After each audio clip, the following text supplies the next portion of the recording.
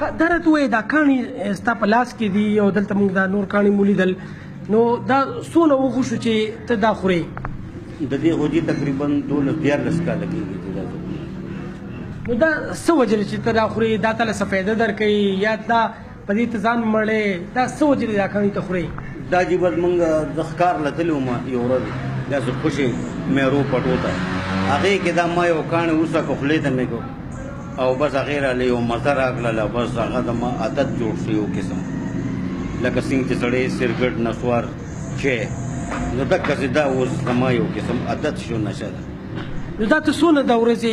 خورې دا کاڼي که نه بې حسابه خورې که نه یو تعداد دی لري دا خو زه تقریبا نیم پاو یو نیم پاو دا داسې خورم چې کله زه ځان له یوازې ځای کې منو بیا دې ته زه توجه یم نو زیات خورم او چې کله په ډیوټۍ یوځم چېرته نو بیا لږ کمې پکې راشي ته څه کار کوې زه ټیکسي ګاډي چلوم موټر چلوم ډرایوري دا راته وایي چې دا کاڼي ته خورې نو ستا بچي یا ستا کور والا تا نه منې کوي چې دا مه خوره دا خو بیماري ده یا زما وروڼو په ما باندې وس کړی دی زما بچي لکه بچي خو بچي کمزوري زور کولی نه شي او محنت کوي محنت زما نم نه نو جړاګانې راته کړي دي او باوجود چې کوم دی نو دا زما نه وروڼه راغلي دي او دی رانه تیار د کوره وړي دي غورځولي دي خو زه نور راوړم د دې خو ما ته څه کمې نشته دی چېرته ټیسټونه دې کړي دي ایکسرې یې کړي چې یاره ستا معده یا نور چې کوم دننه نظام دی نو هغې یې دله خراب کړی خو نه دی بیخي نه ما ټیسټونه نه دي کړي خو زما خپل نظام چې څه دی نو الحمدلله د زور کار منډه وایه چې سخت کار دروند کار ما کې هېڅ څه کمې نه راغلې څه کمزوري ما کې نه راغلې دا کاڼي چې کله ته وخورې نو د هغې نه وروسته ته چې ډوډۍ کوې او که نه بس موړې بیا نو چې ډوډۍ خو زه کوم خو لکه زه ماښام کوم زه چې ماښام سهار روزم نو زه بیا ډوډۍ نه خورم زما دا خوراکي نو ماښام چې کور ته لاړ شم نو زه ډوډۍ دا راته ووایه چې دا کاڼي ته راوړې د کوم ځای نه دا یو خاص ځای دی او که نه دا په مختلفو ځایونو کې بیلارو کوڅو کې چې کوم کاڼي پراته دي دا کوم کاڼي دي دا جی هر ځای کې میلاویږي خو لږ دیاتو کې په ښاریه کې نه کوم ځای کې چې پټي دي کوم ځای کمران دي کوم ځای کې چې ته د روډونه موډونه دي نو دا په هغه ځای کې په غرونو کې میلاویږي هر ځای میلاویږي جی میاره کې دلته دا کاڼي ما ولیدل دا کاڼي ما ولیدل چې دا سخت کاڼي دي نو دا ته روغ خورې که دې سره څه کوې نه جی دا چې زه دغه کوم عمومم نو بیا کور ته اوسم جی چې کور ته اوسم نو بیا زما بیګم صاحب چې کوم دی نو دا ووینځي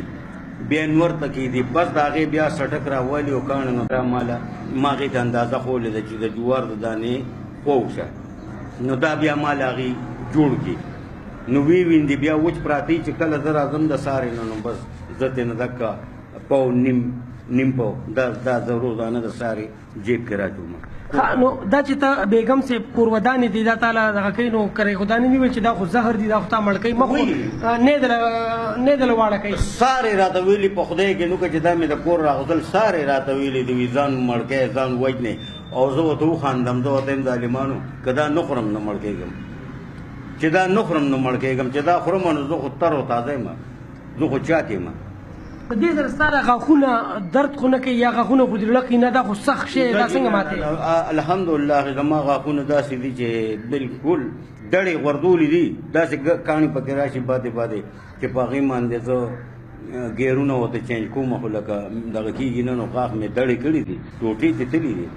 خو انشاءالله پاتې شوي به نه نو هغه کاڼي بیا تېرېږي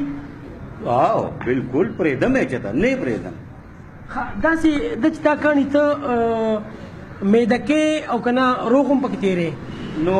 دې کې خو داسې وشي چې بعد وخت کې زه لګیا مشخوند کوم او څوک خبرې وکړي یا دغه راشي نو په هغې کې زما نه تېرم شي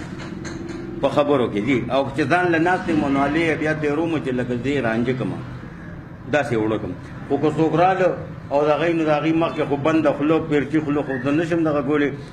د هغې په باوجود زه بیا هغه چې کوم دلیده کړي نه جمدیم تېر ښه ستا په کور کې نور خو څوک داسې دا کاڼي نه خوري بچو کې یا وروڼو کې نه توبه ډېر یېرېږي دی ټول زما ښځه زما لوریانې زما انګیندې زما زامن د دې نه سخت یېرېږي